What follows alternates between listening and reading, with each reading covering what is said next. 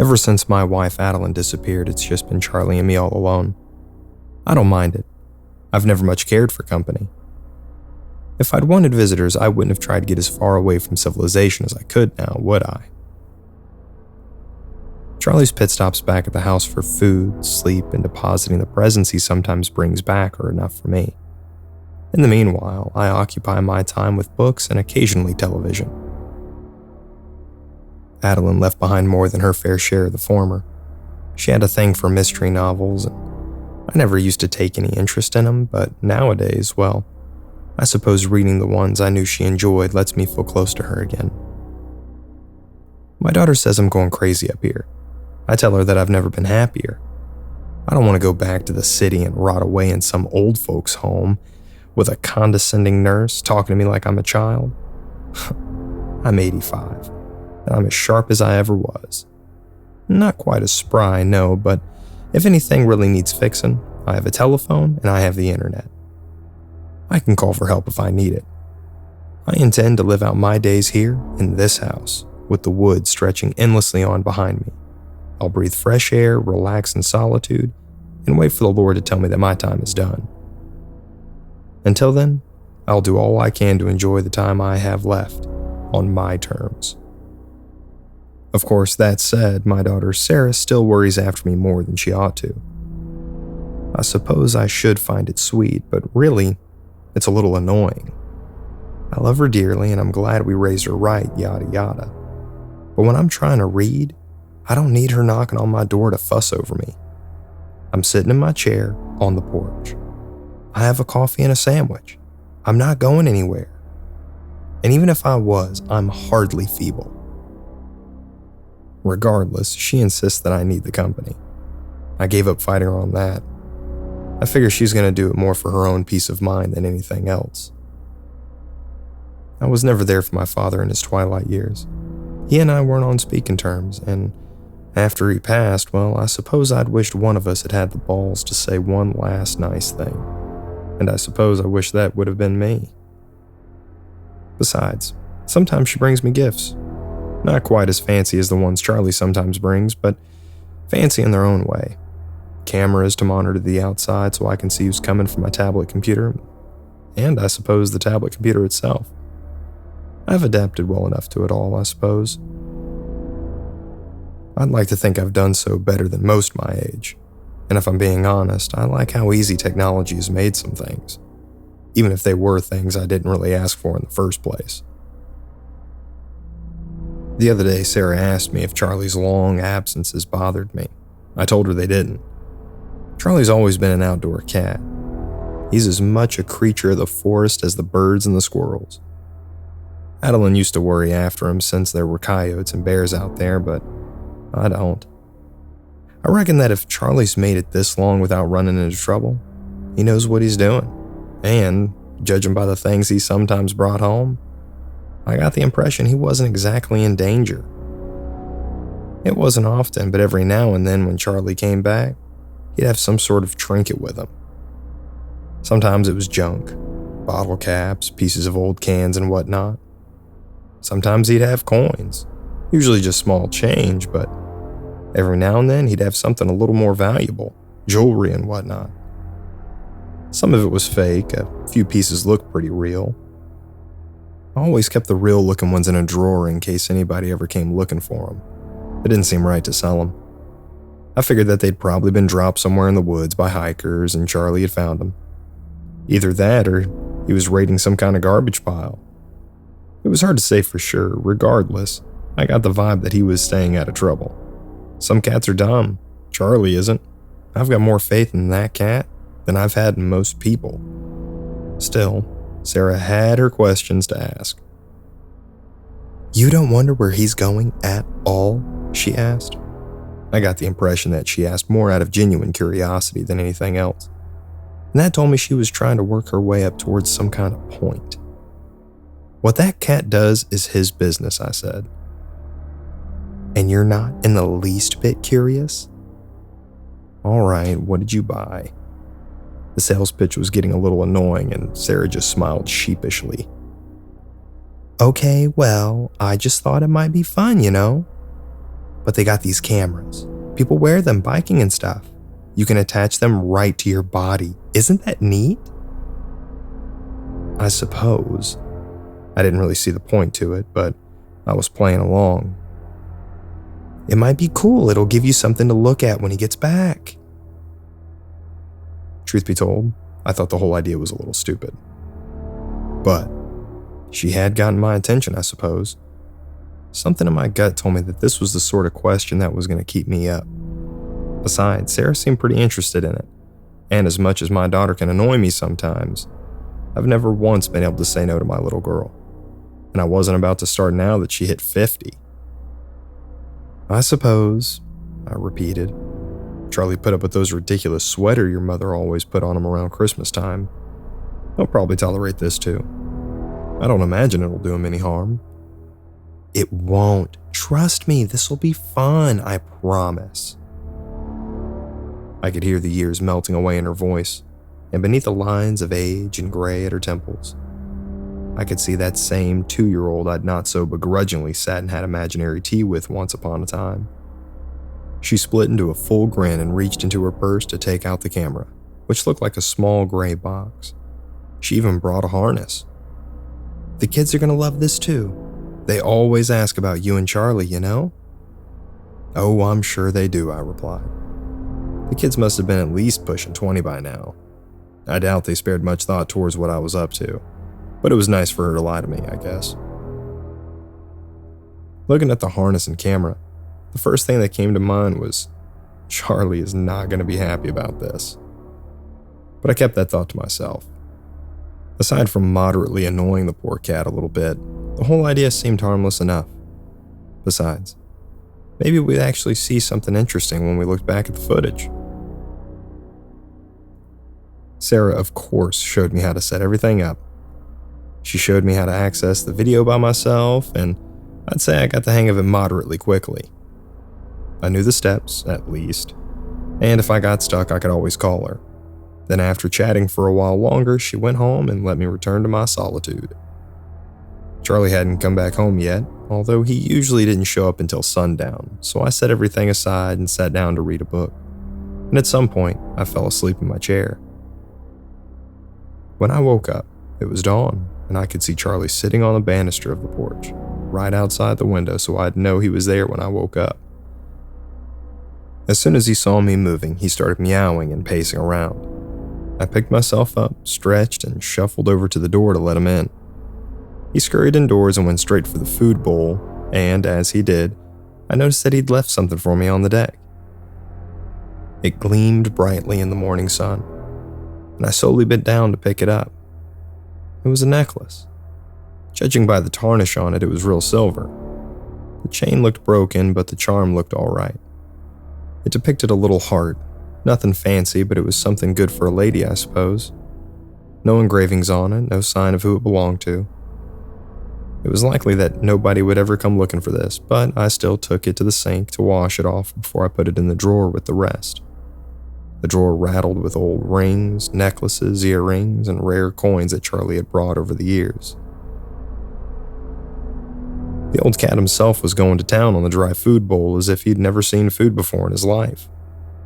I honestly felt a little bad for him and hoped that he hadn't been waiting for too long. I went to fetch some wet food for him, partially as an apology and partially because I knew he'd start getting mouthy with me if I didn't give him the proper breakfast. I was a bit too tired to listen to that old man bitch. Charlie's a good cat despite his attitude. He's a graying Maine Coon with a mean face, although he always melted like butter in Adeline's arms. She was always inclined to baby him, but I always saw him as a fellow curmudgeon to pass the days with. And I've never actually told anyone this, but I always imagined he'd have a bit of a southern drawl if he could talk. He'd sound a little bit like John Wayne. As soon as he heard me opening the wet food, he was right up my ankles expectantly, meowing and demanding his breakfast. I figured it wasn't wise to keep him waiting. I set the bowl down on the kitchen table and let him jump up to eat his fill while I started my own breakfast. Charlie had a nap while I ate, sleeping in the armchair Adeline had once liked to sit in. I didn't bother him until around noon when I remembered that camera that Sarah had brought. I'd left it in the living room, and while I hadn't put too much thought into putting it on Charlie, the memory of the necklace I found this morning had got me thinking. Where was my old friend getting all this junk? Where was he finding it? Stealing it? I suppose the camera was likely to answer that. Sarah had already piqued my curiosity as to where he went, but that posed a question that required a more immediate answer. Charlie was out cold with that content look cats have whenever they sleep, and he paid me no mind as I got up to fetch the camera. I read over the instructions again and played with it for a bit before I actually tried to set it up.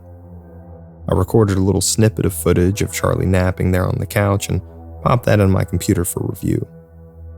The quality of the camera seemed fairly nice. It was easy enough to access the files. Might as well go and make sure the harness fits.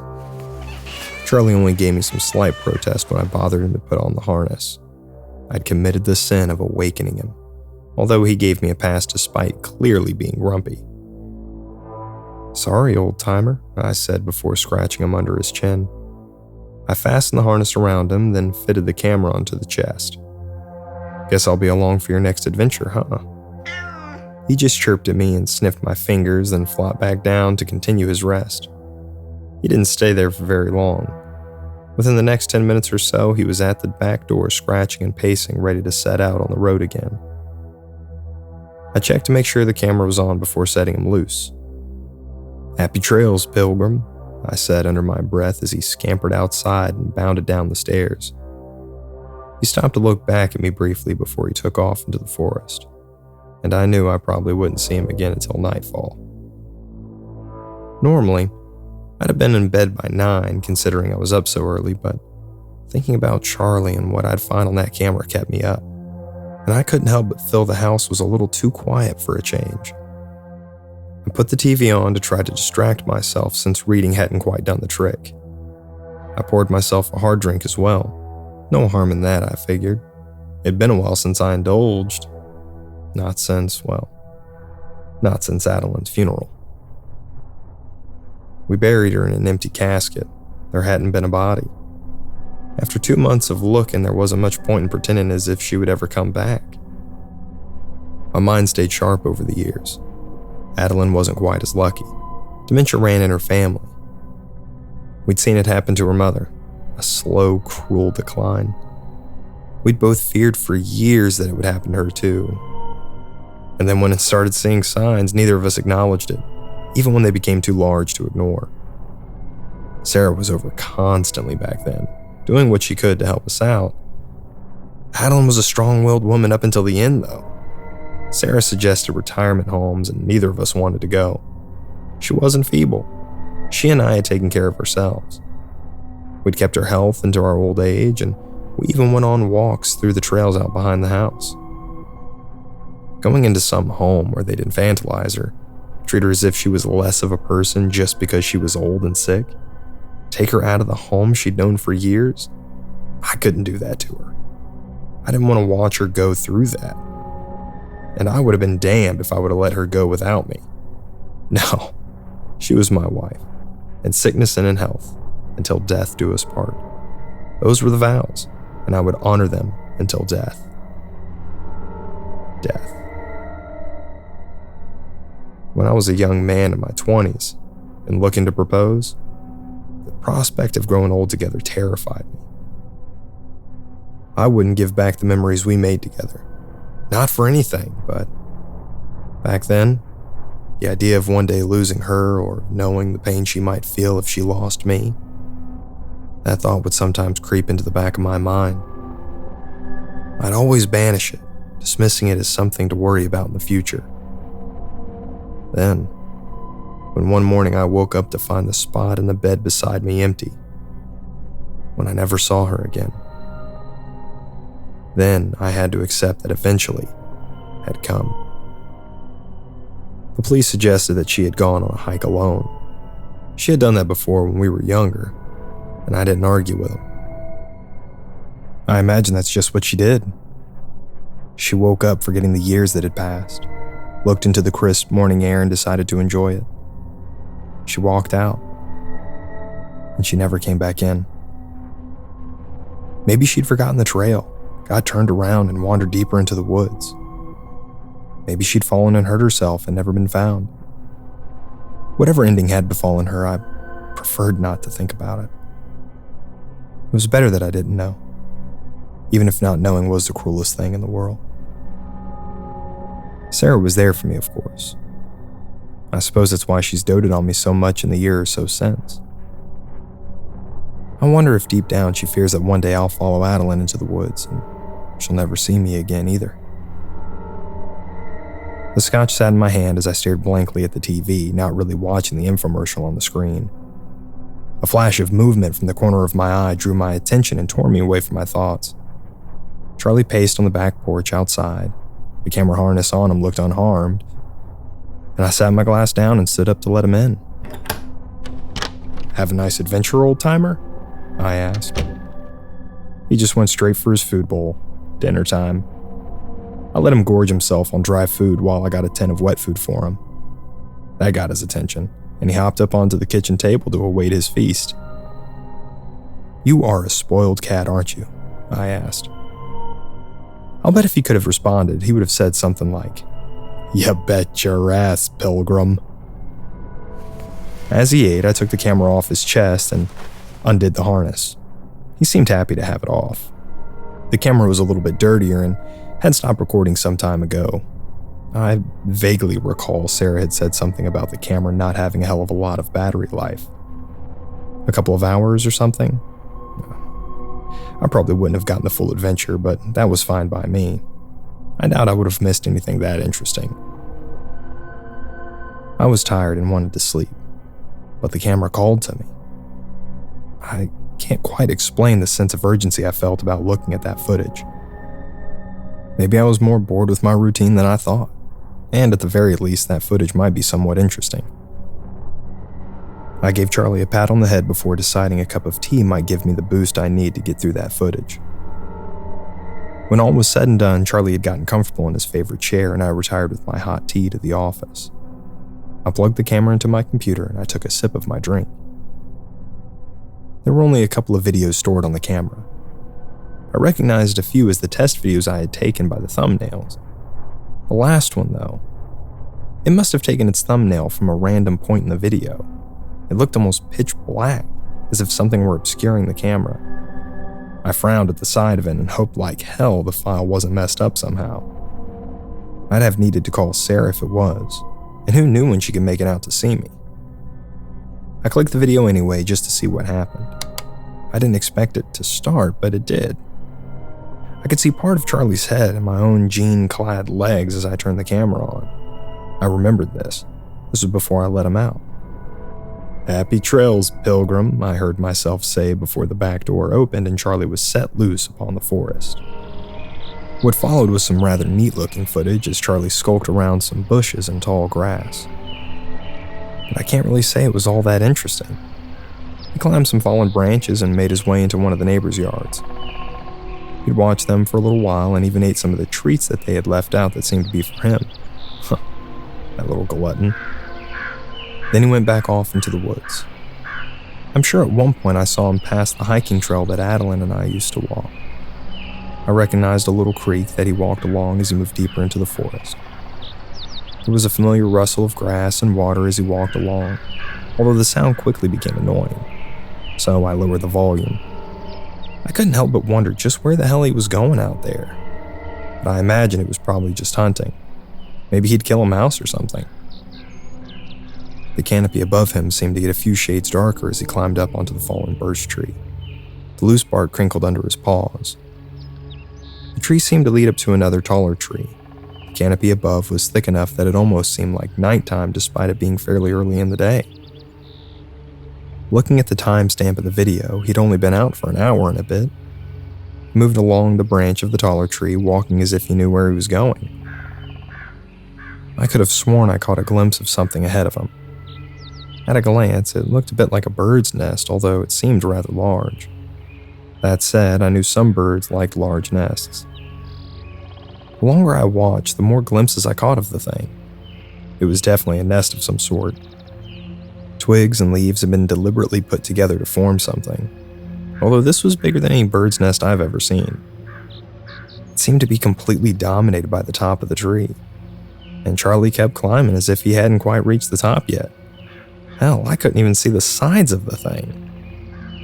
It seemed less like a nest and more like a wall of branches that seemed too big and too thick for a regular bird to fit.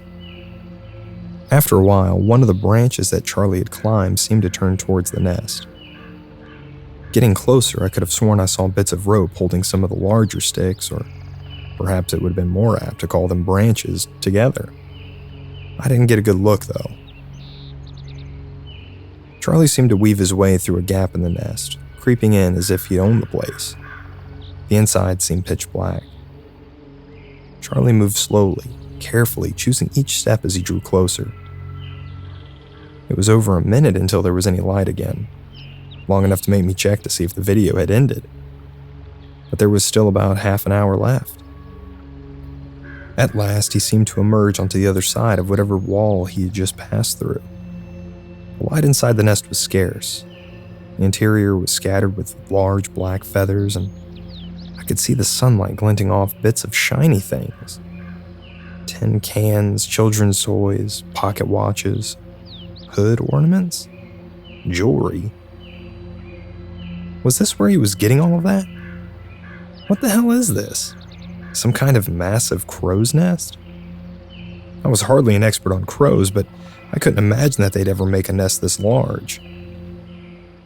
Charlie paused as if looking or listening for something before he continued. He paused to sniff a few pieces of discarded junk before casually making his way over to the far side of the nest. As he walked, I noticed the shapes of things that didn't quite look like branches or sticks. They were brownish in color and seemed to blend in easily, but the shape of them was all wrong. Branches don't have those smooth edges. Branches don't curve inwards on themselves. And branches don't have eye sockets. I could see the skull of some sort of animal, a large rodent of some kind, staring emptily from the interwoven branches. I could see bones with smaller twigs wrapped around them, used almost as an additional support for the structure of the nest. And as Charlie walked, I saw something that made my heart begin to beat faster. A sick sensation filled my stomach. I've seen human skulls on TV, but never in real life. Had it not been for the matted black hair that still clung to the scalp, I might have been able to dismiss the idea that it was anyone else. But I knew that hair. I'd kissed that head 1,000 times over a lifetime together. I remember the laughing eyes and those now empty sockets. Even in death, I recognized my Adeline. Or what's left of my Adeline. How many of her bones had been added to this nest? Her body alone couldn't have been what became its foundation. How many others had been claimed as construction materials for this nest? Oh God. Oh dear God. Charlie sat reverently before Adeline's skull, and I knew that he recognized her too. He'd almost certainly come there to mourn, to pay his respects, or simply to be with her, even if she was long gone. I could only pray that whatever had done this to her had only taken her after she died. But from the gashes in the bone, I feared that that wasn't the case. But what could have done something like this? What could have taken her? What could have...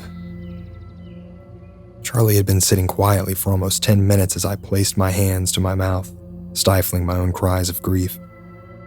Then he moved, suddenly, as if something had startled him. From the speakers, I heard a raspy sound, an inhumane hiss that sounded like a cross between a sadistic cackle and the chattering of some large bird. Charlie scurried out of sight, moving between another gap in the branches of the nest before positioning himself to look back. Through the gaps in the branches and bones, I could see something else had entered the nest. Although I could not fully see what it was, all I could see was 2 scaled legs that each ended with a 4-toed claw, just like a bird of prey. It chittered and cackled as it approached the spot where Charlie had been, moving awkwardly as it hopped closer. I could see the long black feathers trailing down from the creature's body as it continued to chitter. It seemed to inspect the spot where Charlie had been, and I heard him hiss. It didn't do much to deter the creature that was hunting for him. The creature that had likely killed my wife. I could hear the rustling of sticks, and the camera blurred as Charlie moved again to crawl out of the nest. He moved through the gaps in the branches, as if he had done this 1,000 times, and found his way onto a long branch that led down. Then he ran for freedom. And the very last shot I saw of that video was the blur of the ground beneath him. As the video ended, I couldn't help but notice Charlie in the doorway of my office. His eyes were wide and alert. His ears were raised as if the sound of whatever creature he'd encountered had frightened him. With a shaking hand, I coaxed him over to me, and he jumped onto my desk. I'm not sure if he was there to protect me or if he wanted me to protect him. Either way, I was glad to have his company. I pulled the old man into my lap and held him tight, and it took a few minutes before he seemed to relax again. Lucky cat. I don't think I'll ever be able to relax again. I've rewatched that footage countless times by now. I haven't told Sarah anything. When she asked if I'd put the camera on Charlie yet, I told her I hadn't gotten around to it. She can never see what I've seen. She can never know what happened to her mother. Never. But I'm not foolish enough to delete that footage. If ever proof is needed, it needs to be accessible. To Sarah or to anyone else who may need it should I not return from the woods today. I haven't hunted in years, but I dusted off my old rifle from the garage. It still works fine. I've got bullets. I don't know if I'm half the shot as I used to be. It's one thing to hit a few tin cans out in the backyard. It's another thing to hit a moving target. But I'm sure I'll manage one way or another. I'm sure I can follow the path that Charlie took. Not exactly, but close enough. I'm sure that if I go out into the woods, I can find the nest. I can find whatever horrible thing lives there. And when I do, by God, I will kill it. For Adeline. For Adeline.